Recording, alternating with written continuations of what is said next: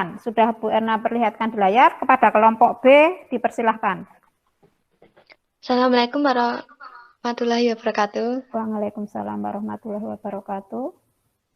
Saya Gita Lavina Imandari dari kelompok B. Ingin menyampaikan hasil diskusi kami di Jamboard. Oke. Kelompok B, sebenarnya perkenalkan dulu kelompok B, anggotanya yang pertama itu Arjino Firmansyah, nomor absen 7. Nomor 2, Anindya Handika Jayanti, absen 5. 3, Fidela Septa Puspitasari, absen 14. Gita Lavina Imandari, absen 16. Gufron Asari, absen 15. Dan Nur Atika Azakia, absen 28. Pertanyaan yang diajukan di kelompok kami yaitu yang pertama, jelaskan apa yang kamu ketahui tentang penelitian. 2, menurutmu apa perbedaan antara penelitian sosial dan penelitian bidang lainnya? 3, jelaskan sikap yang harus dimiliki seorang peneliti dalam melaksanakan penelitian. 4, jelaskan cara berpikir seorang peneliti dalam melaksanakan penelitian. Untuk jawabannya akan dilanjutkan oleh Atika. Terima kasih. Oke, lanjut Atika.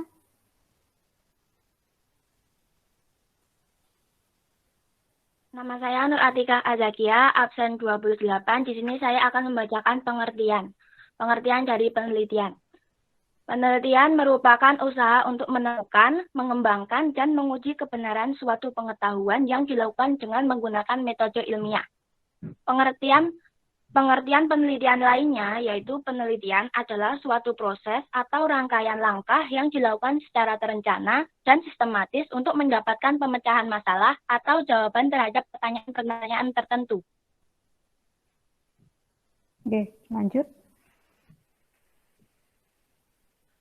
Sebelumnya, perkenalkan nama saya Fidela Septa Puspitasari dari presensi 14. Ini membacakan hasil diskusi mengenai menurutmu apa perbedaan antara penelitian sosial dan penelitian bidang lainnya.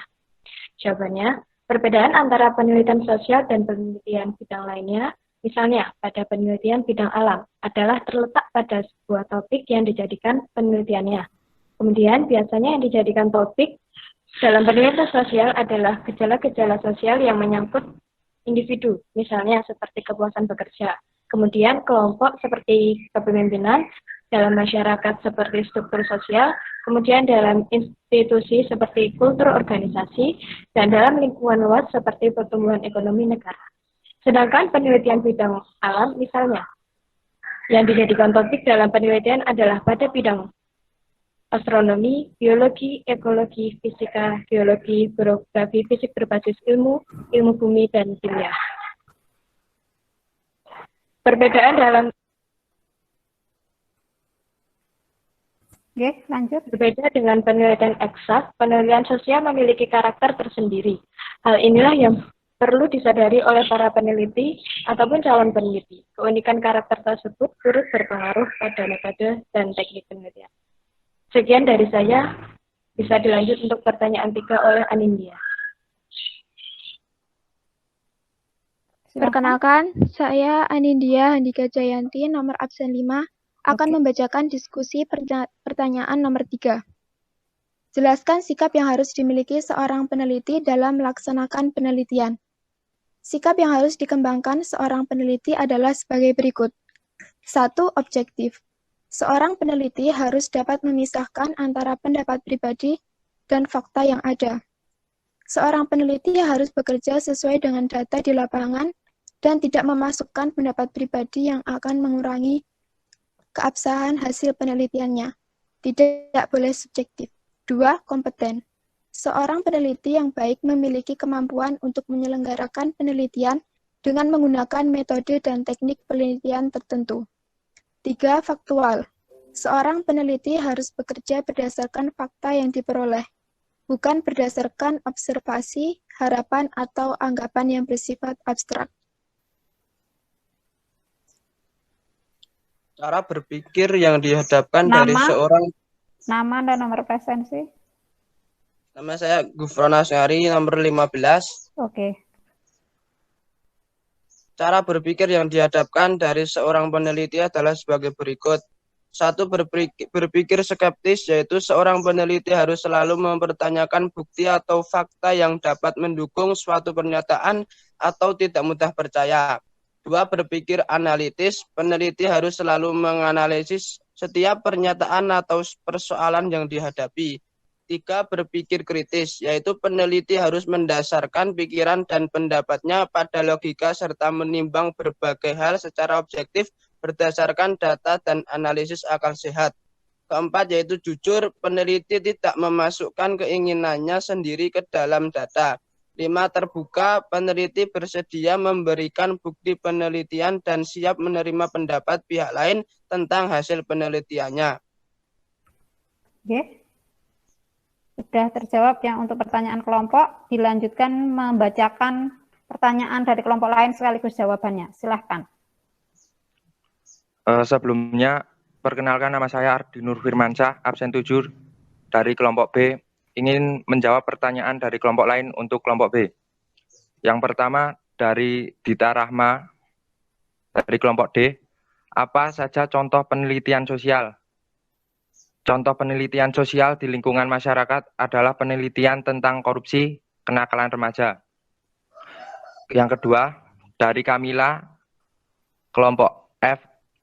Apa yang terjadi jika seorang peneliti belum memiliki sikap objektif, kompeten, dan faktual? Karena suatu penelitian mencakup beberapa tindakan yang sudah dalam prinsip apabila seorang peneliti tidak memiliki sikap tersebut, berarti hasil penelitian tidak akurat karena adanya manipulasi atau pengadaan tindakan. Kemudian yang ketiga, dari Rifasya, mengapa seorang peneliti harus mengembangkan sikap faktual? Seorang peneliti harus mengembangkan sikap faktual karena peneliti harus bekerja berdasarkan temuan atau fakta yang diperoleh di lapangan. Ya, selanjutnya akan dilanjutkan oleh teman saya. Silakan. Ya, saya Gita, kembali lagi dengan saya. Oke. Ya, saya akan melanjutkan pertanyaan dari kelompok E, dari Novelisa dari kelompok E. Jelaskan langkah-langkah penelitian. Penelitian merupakan suatu proses yang terdiri atas beberapa langkah, yaitu yang pertama, mengidentifikasi masalah, 2, merumuskan dan membatasi masalah, 3, melakukan studi kepustakaan, 4, merumuskan hipotesis atau pertanyaan penelitian, 5, menentukan desain dan metode penelitian, 6, menyusun instrumen dan mengumpulkan data, 7, menganalisis dan menyajikan hasil, 8, menginterpretasikan temuan, membuat kesimpulan dan saran. Selanjutnya pertanyaan dari Irsad. Coba jelaskan apa yang dimaksud dengan metode ilmiah serta bagaimana penerapannya dalam penelitian. Metode ilmiah merupakan suatu cara sistematis yang digunakan oleh para ilmuwan dalam memecahkan atau mencari jawaban atas masalah-masalah yang dihadapi dalam suatu penelitian. Itu sekian dari. Oke.